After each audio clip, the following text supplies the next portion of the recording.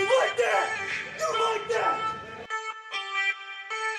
You like that? You like that? You like that? You like that? You like that? You like that? You like that? You like that? You like that? You like that? You like that? You like that? You like that? You like that? You like that? You like that? What's going on? It's Coach Williams, and I'm back for another breakdown. So today we're going back to the roots of the channel, and we're talking DBs, and we're going to talk Cam Hart. So I know I'm not going to be able to get through all the prospects I want to get through, so I'm doubling up on this one. We're going to show him going up against USC and Caleb Williams, and then we're going to see Ohio State and him with some matchups against Marvin Harrison Jr. So I really like this guy, Cam Hart, 6'3", 200 pounds. People don't think he's very fast, but he ran 4.5 at the combine. There's some other things that we'll see on here with his speed. So we'll talk through all that stuff, but this guy makes me really excited. So let's jump right into the tape. So first play here, we got him up at the top of the screen. And so press coverage. This is a really good press rep. So we talk about press here, and we want to see patience. We want to see patience, and we can see he stays nice and square throughout the release, doesn't open up his hips too early, gets his hands on the receiver, super physical with this guy. And so I think that the refs ended up throwing a flag on this one, but I think this is really good press coverage. He does a good job of just dominating this receiver and not letting him get off the line of scrimmage. I think this is a little bit of a ticky-tack call here, and this is where Williams wants to go with the football. But he can't get off a Cam Hart. That length, 33-inch arms, it's hard to get around a guy like that. So really good coverage there from him. Don't care about the penalty. I like the physicality. So we got him at the top of the screen now. More press coverage. Again, the length is really hard to get around. This guy is tough. He's physical. He's got good technique. Notice he stays nice and square at the line of scrimmage. Gets the hands on. And so if we look at the bigger picture here and look at the rest of the defense, they are blitzing here. So this is a pressure. They're sending 5 after the quarterback. And then you'll notice nobody gets home. So it does end up being a completion. But if you got to cover in man-to-man coverage, we talk about this on the channel all the time, going across the field with the receivers is the hardest thing you're ever going to have to do as a DB. If they don't get home, I'm not putting this one on him. He rallies up and makes the tackle. You give the quarterback this long to be able to throw the football, it's not going to be good. So we can even see here, you can see down the clock, 24, 25, 26, right? So long time to be holding the ball there. Pressure's got to get home. Pressure's got to get home. So I'm not knocking him for that one. I think that that is really good coverage. All right, so next play here, off coverage. We got the clock back up. We're measuring the breaks. So his breaks, it's not Nate Wiggins, right? So, he's a bigger guy. So you're not going to see him explode out of his breaks. And this is slower than a lot of the other guys that we've seen, but it gets the job done. Gets in there, physical. He is physical. So you can see it. Bang! Gets there in a hurry, all over this guy. No extra yardage gained. All right, more breaks here. Okay, more breaks in off coverage. Now, this is not a guy that you're going to want to live in off coverage, but for a big dude, he can get there fast enough. 0.633, so still not among the fastest times we've seen, but that's good enough for me, especially at his size. Again, more press coverage. More press coverage. The length, it's just so hard to get around. When you have corners that are this long, that can play like this, it's tough. It's tough for receivers. Look at how far off the spot he gets the guy. All the way on the top of the numbers, almost touching the numbers there. And then now we're going to measure his speed turn. So if we measure the speed turn here, 0.767, that's not among the fastest that we've seen. The other guys are much faster. But I do want you to notice this. What we were measuring before is how quickly they can get the head around and find the receiver. if you look, he gets his head around in 0.267 seconds. And I think the hesitation here is he's wondering if, he's in trail and the receiver is going to break this way and then break back out, or the other way around. So he pauses and hesitates for a second here. And I'll bring it all the way back so you can see the whole rep and see what I'm talking about here. I would love to get some more data. I haven't seen a lot of speed turns from him. I'd love to get some more data because I think that he can speed turn much faster than this. And you'll see. Look at the hesitation and then the break, the explosion out of the break. I think he was thinking, is this guy cutting this way and coming back the other way? All right, next play here. All right, so 0.333. That is fast. So we know he can break fast from seeing this rep. We'll see another one later, I believe, that's pretty fast too. So, not among the fastest guys, like not going to be like, Wiggins getting there in 0.15 seconds or whatever, but 0.333, that's up there with all the other guys that we've seen. So he's more than capable of making those breaks. And look at how explosive he is. Look at how explosive he is and how attached he gets to the receiver. So we'll see this. Watch. Bang, in a hurry, all over him. And I think part of that too is the length, because his arms are so long and his legs are so long. It allows him to get there quickly. So moving on to the next play here, we got him at the top of the screen. All right, so this one, 0.533. So again, not elite, but good enough. And then this is what I love about it. So we're going to love about him. So we're going to talk through this. I haven't really talked about this on the channel, but I think I've said it a little bit on Twitter and stuff like that. What I like to see from these corners coming out is I want to see 25 career plays on the ball. Okay, so 25 career plays on the ball. That means PBUs. That means interceptions. That means forced fumbles, fumble recoveries, all that stuff. I want to see 25 plays on the ball. And if you just look at the PBUs and interceptions from him, it's not that impressive. It's only 19.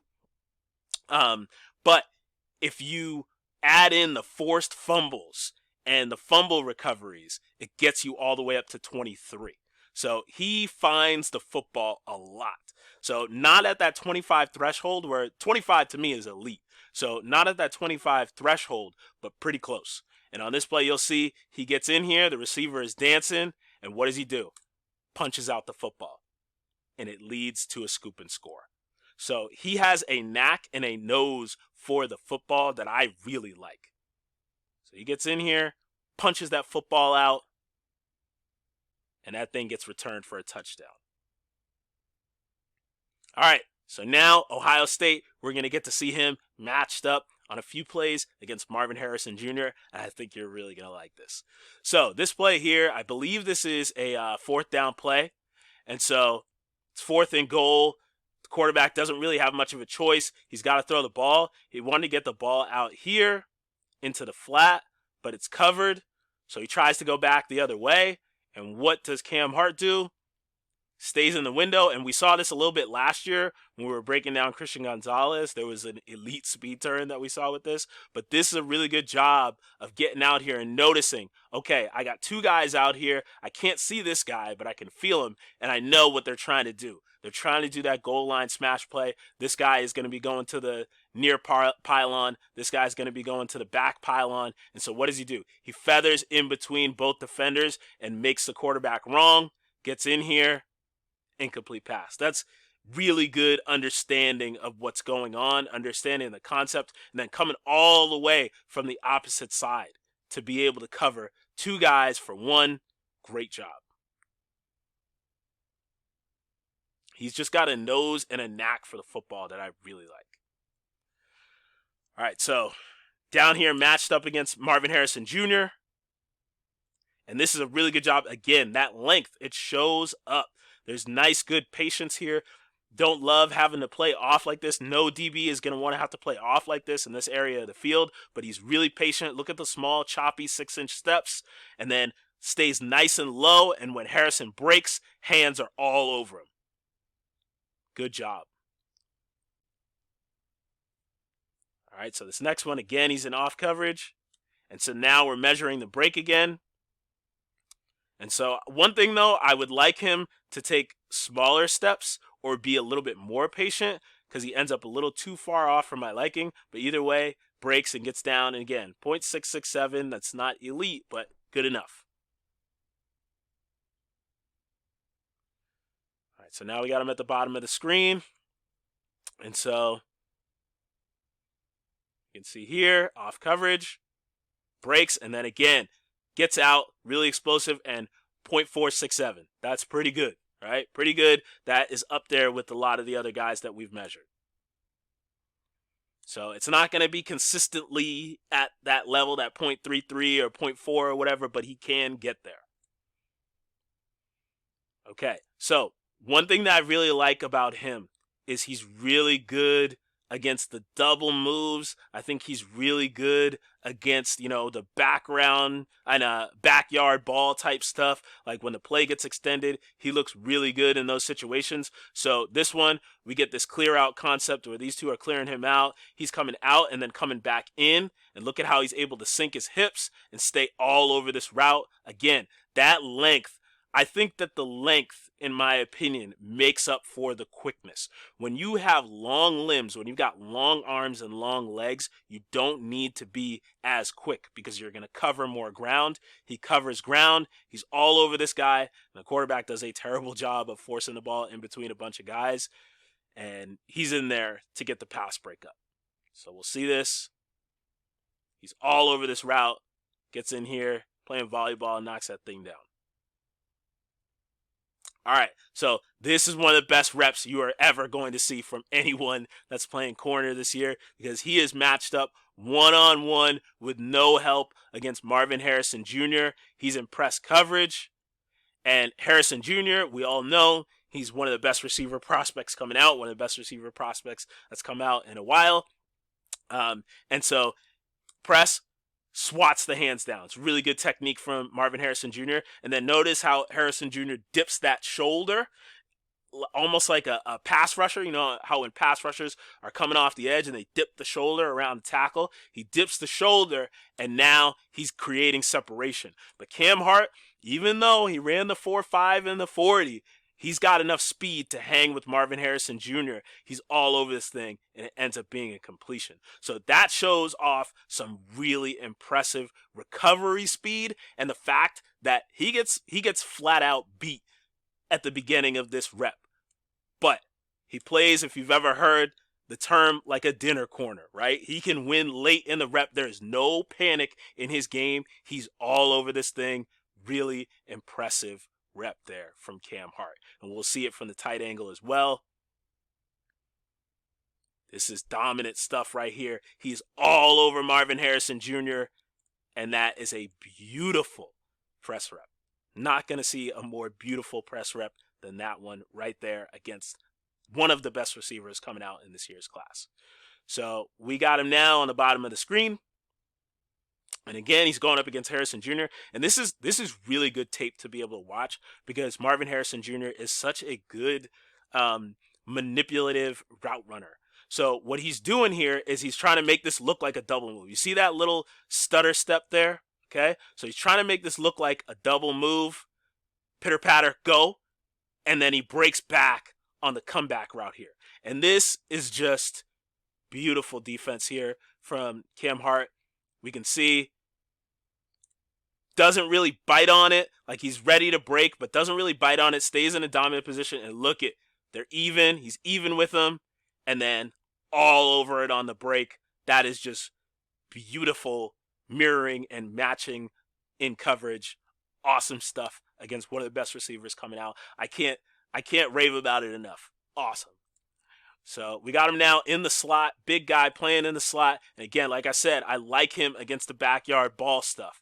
And one of the things that makes it easier to play against backyard ball, I've said it the whole time in the video, I will continue to reiterate it, it is having that length. When you can use your arms to be able to control the receiver like this, when the play breaks down, it is hard to get away from this guy.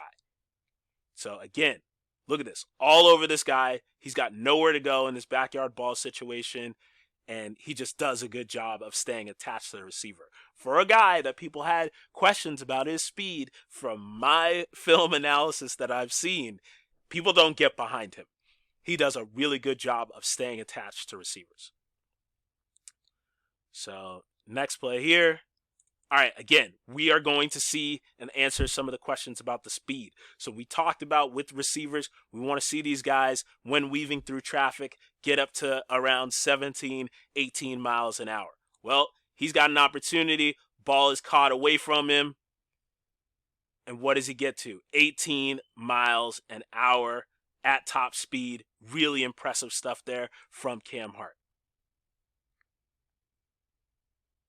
Again, going up against Harrison Jr., does a really good job here. Off coverage, patience. And so he does a good job of keeping his leverage. That's one thing that he does really well. You are not going to take his leverage away from him. If he is supposed to be inside leverage, he is going to beat you to the inside. That's what happens pretty consistently on tape. And so he does a good job of staying out here, keeping his leverage, and then breaking and being, in position to be able to make a play on the ball. And so we'll see that again here.